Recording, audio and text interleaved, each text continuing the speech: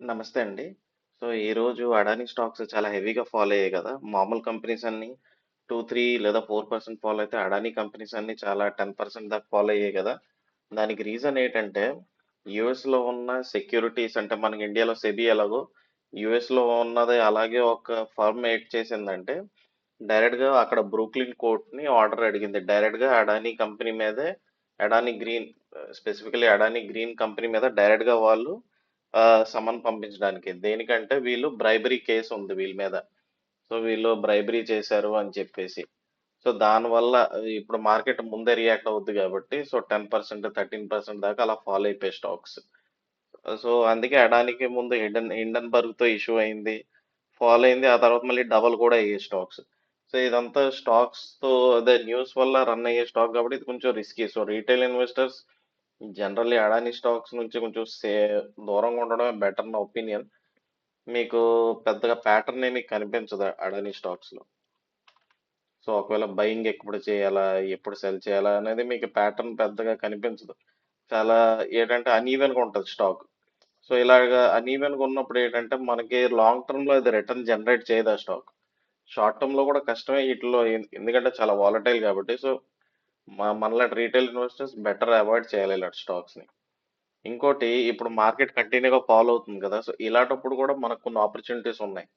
మనం కొంచెం ఎతకాలే కానీ కొన్ని ఆపర్చునిటీస్ ఉన్నాయి. సో ఏం జరుగుతుందంటే ఇప్పుడు మార్కెట్లో కంపెనీస్ బాగానే రిజల్ట్ ఇచ్చినా సరే మార్కెట్ దాన్ని పనిష్ చేస్తుంది. దేనివల్ల అంటే వాల్యుయేషన్ బట్టి. ఎందుకంటే ఇప్పుడు గ్లోబల్లీ అంత స్టేబుల్ గా లేదు కాబట్టి గ్లోబల్ మార్కెట్స్. సో రిస్క్ తీసుకోవాలని లేదు ఎవరికి. సో అంత హై వాల్యుయేషన్ లో నేను ఎందుకు డబ్బులు పెట్టాలా అని చెప్పేసి వాళ్ళు ఉన్నవి కూడా తీసేస్తున్నారు. కొంచెం కొంచెం ప్రాఫిట్ ఉన్నా తీసేస్తున్నారు. తీసి మీకు తెలిసిందే కదా సేఫర్ అసెట్స్ లో పెడుతున్నారు. గోల్డ్ కానీ అలాంటి వాటిలో పెట్టుకుంటున్నారు. సో అలాంటప్పుడు కూడా కొన్ని కంపెనీస్ ఏమో రైజ్ అవుతున్నాయి ఇలాంటి మార్కెట్ సిచ్యువేషన్ లో కూడా. అవి ఎలాంటివంటే ఇప్పుడు ఒకటి హోమ్ ఫస్ట్ మనం ఆపర్చునిటీస్ ఎత్తుక్కోవాలి. సో రీసెంట్ గా ఇది రిజల్ట్ కూడా వచ్చింది. సో హోమ్ ఫస్ట్ నేను ముందు కూడా ఒకసారి కవర్ చేశాను ఏంటంటే మనకి ట్రెండ్ లైన్ ని ఫాలో అవుతుందని. సో ఇప్పుడు కూడా అదే జరిగింది. సో ట్రెండ్ లైన్ కి కొంచెం కింద లాస్ట్ 3 టైమ్స్ కూడా కింద వచ్చి మళ్ళీ రివర్స్ అయి పైకి వెళ్ళింది. ఇప్పుడు కూడా అదే జరుగుతుంది. కిందకు వచ్చి రివర్స్ అయింది, ఇంకా పైకి వెళ్తుంది. నాకు కన్ఫర్మేషన్ ఎప్పుడంటే ఎప్పుడైతే ఇది డిసెండింగ్ దాన్ని కూడా బ్రేక్ చేసి పైకి వెళ్తుందో అప్పుడు కన్ఫర్మేషన్. అయితే రిజల్ట్ కూడా దీనిది బాగానే వచ్చింది. సో చూడాలి, ఇది కొంచెం పాజిటివ్ మూవ్ ఎక్స్పెక్ట్ చేయొచ్చు. ఇంకా దీంతో పాటు మనకి ఇంకో కంపెనీ ఉంది సన్సెరా. సో ఆటో సెక్టర్ బాగానే పెర్ఫామ్ చేస్తుందని అనుకుంటున్నాం కదా. సో ఆటో సెక్టర్ కి ప్రొడక్ట్స్ సప్లై చేసే ఆన్సిలరీ కంపెనీ కాబట్టి దీంట్లో కూడా మనం ఎక్స్పెక్ట్ చేయొచ్చు. ఒకవేళ ఇది ట్రెండ్ లైన్ కి వచ్చి ఇక్కడ నుంచి బయింగ్ ఒకవేళ స్టార్ట్ అయితే మనకి ఇది ఆపర్చునిటీ. దీనికి కూడా త్వరలో రిజల్ట్ రాబోతుంది. సో దీని రిజల్ట్ మీరు ఫోకస్ లో పెట్టుకోండి.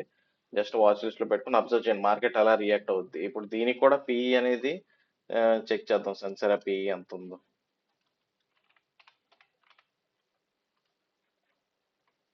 సెన్సెరా పిఈ చూస్తే 41 ఉంది.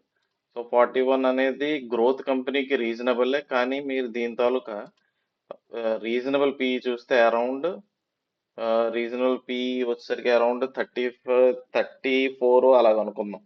34 అలాగ అనుకుందాం. సో 32 నుంచి 34 మధ్యలో. సో నా బట్టి అయితే కరెక్ట్ అవుద్ది. ఎందుకంటే ఇప్పుడున్న సిచ్యువేషన్ లో మాక్సిమం హై వాల్యుయేషన్ ఉన్న వాటిని మార్కెట్ పనిష్ చేస్తుంది. రిజల్ట్ బాగా వచ్చినా సరే పనిష్ చేస్తుంది. సో మీరు చూడొచ్చు, తత్వచింతన్ కంపెనీకి రిజల్ట్ బాగానే వచ్చింది. చెప్పాలంటే చాలా బాగా వచ్చింది తత్వచింతన్కి రిజల్ట్. కానీ ఏం జరిగింది, గ్యాప్ అప్ ఓపెన్ అయ్యి డౌన్ అయ్యింది. అంటే కొంతమంది బయింగ్ చేస్తున్నారు కానీ ఆల్రెడీ ఈ స్టాక్ ముందు నుంచి ఉన్న వాళ్ళు మాత్రం సెల్ చేస్తున్నారు. ఎలాంటి వాళ్ళు అంటే ఎఫ్ఐస్ కానీ వాళ్ళు సెల్ చేస్తున్నారు. సో కొంచెమైనా ప్రాఫిట్ వచ్చిందా సెల్ చేసేస్తున్నారు. సో మనం కూడా అలాగే చేయాలి. కాకపోతే ఈ లాంగ్ టర్మ్ పరంగా చూసుకుంటే చార్ట్ మాత్రం మొమెంటం లోనే ఉంది. సో ఇది ఎప్పుడు నుంచి మీరు ఒకవేళ ఇలా ట్రెండ్ లైన్ గీసుకున్నా సరే ఇక్కడ నుంచి ఇక్కడ బ్రేక్అవుట్ ఇచ్చింది, బేస్ ఫామ్ చేసింది, ఇక్కడ బ్రేక్అవుట్ వచ్చింది, ఇక్కడ నుంచి మొమెంటం స్టార్ట్ అయింది. అయితే ఇప్పుడు మొమెంటం బ్రేక్ అయింది ఎందుకంటే మన తెలుసు జియో పొలిటికల్ ఇష్యూస్ వల్ల, ఇంకా మన ట్రంప్ వల్ల. సో ఇవి మనం వెయిట్ చేసి చూడాలి. తత్వచింతన రిజల్ట్ అయితే బాగానే వచ్చింది. మీరు వాచ్ లిస్ట్ లో పెట్టుకుని అబ్జర్వ్ చేయండి. ఎప్పుడైతే దీంట్లో కొంచెం రివర్సల్ వస్తే మనకు ఆపర్చునిటీ అన్నమాట. సో అలాగే ఇంకో కంపెనీ, ఇది కూడా auto sector related, bell rice. Auto sector ఇంకా ఏరోస్పేస్ రిలేటెడ్. ఇందులో కూడా మనకు ఆపర్చునిటీ వస్తుంది. సో ట్రెండ్ లైన్కి దగ్గరలో వచ్చింది. సో అబ్జర్వ్ చేయాలా. దీనికైతే రిజల్ట్ ఇంకా టైం ఉంది. అయినా సరే మనం అబ్జర్వ్ చేయొచ్చు ఎలాగ ఉంటుంది దీంట్లో మూమెంట్. సో ఆల్రెడీ ఇది చాలా పైకి వెళ్ళింది కాబట్టి కంటిన్యూ రన్ అయింది కాబట్టి మనం దీంట్లో కూడా ఒకవేళ రిజల్ట్ బాగానే వచ్చినా మార్కెట్ పనిష్ చేసే ఛాన్సెస్ ఎక్కువ, ఒకవేళ అప్పుడు కూడా జియో పొలిటికల్ ఇష్యూ కానీ ఇంకా సాల్వ్ అవ్వకపోతే.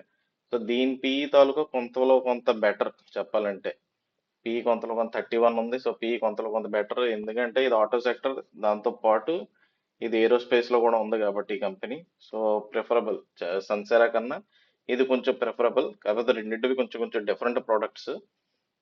సో పెట్టుకోవచ్చు మన పోర్ట్ఫోలియోలో అయితే, కానీ ఇదేమి బైసెల్ రికమెండేషన్ కాదు, జస్ట్ మీ అబ్జర్వేషన్. ఎలాగంటే ఎర్నింగ్స్ ఇలాంటి సిచ్యువేషన్ లో, అన్సర్టైన్ ఉన్న సిచ్యువేషన్ లో ఎర్నింగ్స్ వస్తే, ఎర్నింగ్స్ బాగా వచ్చినా చెడుగా వచ్చినా మార్కెట్ ఎలా రియాక్ట్ అవుతుంది అనేది మీరు చూడాలి. ఇంకో దీంతో పాటు ఐటీ సెక్టర్వి కొన్ని రిజల్ట్స్ వచ్చాయి కదా ఇప్పుడు. Persistent, Coforge, growth related IT company, mid cap IT company results మనం కంపేర్ చేద్దాం. సో ఇది దీని తాలూకా రెవెన్యూ, కోఫోర్జ్, పర్సిస్టెంట్. ఇదేంటంటే మార్కెట్ ఎక్స్పెక్టేషన్స్ ని స్లైట్ గా బీట్ చేసేవి. ప్రాఫిట్ ఆఫ్టర్ ట్యాక్స్ ని స్లైట్ గా బీట్ చేసి రెండింటిని కంపేర్ చేసుకుంటే పర్సిస్టెంట్ నాకు ఎక్కువ బెటర్ అనిపించింది కోఫోర్జ్ రిజల్ట్ కన్నా. సో ఇది మీరు చూసుకోవచ్చు చార్ట్ ప్యాటర్న్ ని మనం గమనిస్తే. ఒకవేళ పర్సిస్టెంట్ మనం ముందు కూడా కవర్ చేసాం. సో చార్ట్ ప్యాటర్న్ ఒకవేళ చూస్తే ఇప్పుడు ఇది ఇక్కడ బ్రేక్అవుట్ ఇచ్చి పైకి వెళ్తుంది, కానీ నాకు ఎందుకో ఇది రివర్స్ లో యూ ఫామ్ అయ్యేలా ఉంది కాబట్టి సో ఇది మళ్ళీ కిందకు వచ్చే ఛాన్స్ అయితే అనిపిస్తుంది నాకు. అరౌండ్ 5700 దాకా వచ్చే ఛాన్స్ అయితే కనిపిస్తుంది. అట్లీస్ట్ 5850, 890 ఆ రేంజ్ అయినా రావచ్చు. గ్యారంటీ కాదు, కానీ రావచ్చు. ఇంకా కోఫోర్జ్కి వచ్చేసరికి కోఫోర్జ్ లో కూడా అంతే. కోఫోర్జ్ లో 3 టైమ్స్ ఈ రెసిస్టెన్స్ ఉంది, 1900 రెసిస్టెన్స్ ఉంది. అక్కడ నుంచి డౌన్ వస్తుంది సార్. కాకపోతే చార్ట్ ప్యాటర్న్ మనకి చూస్తే అంత మంచిగా అయితే కనిపించట్లేదు. ఎప్పుడైతే ఇది కొంచెం రివర్స్ వస్తుందో, రివర్సల్ అయ్యే ఛాన్స్ ఉందో అప్పుడే మనం చూడాలి. కాకపోతే రిజల్ట్స్ ఇప్పుడు యావరేజ్ గానే ఉన్నాయి. కాకపోతే ఐటీ కంపెనీస్ అన్ని డౌన్ ట్రెండ్ లో ఉన్నప్పుడు కూడా ఇది గ్రోత్ ని ఇచ్చాయి కాబట్టి కొంతలో కొంత పర్లేదు. లేబర్ కోడ్ ఇష్యూస్ వల్ల ఇది వన్ టైమే ఇది ప్రాఫిట్ వీళ్ళకి డ్రాప్, నెక్స్ట్ నుంచి బాగానే ఉండొచ్చు. ఇంకా గైడెన్స్ కూడా బాగానే ఉంది. సో ఎవరైనా కోఫోర్జ్ లేదా పర్సిస్టెంట్ ని యాడ్ చేయాలనుకుంటే ఈ మార్కెట్ ఫాల్ అనేది ఆపర్చునిటీ వీళ్ళకి యాడ్ చేసుకోవడానికి. సో మీకు ఏమైనా కంపెనీ గురించి తెలుసుకోవాలంటే, దాని చార్ట్ ప్యాటర్న్, టెక్నికల్స్ తెలుసుకోవాలంటే కామెంట్ చేయండి. Thank you. By by.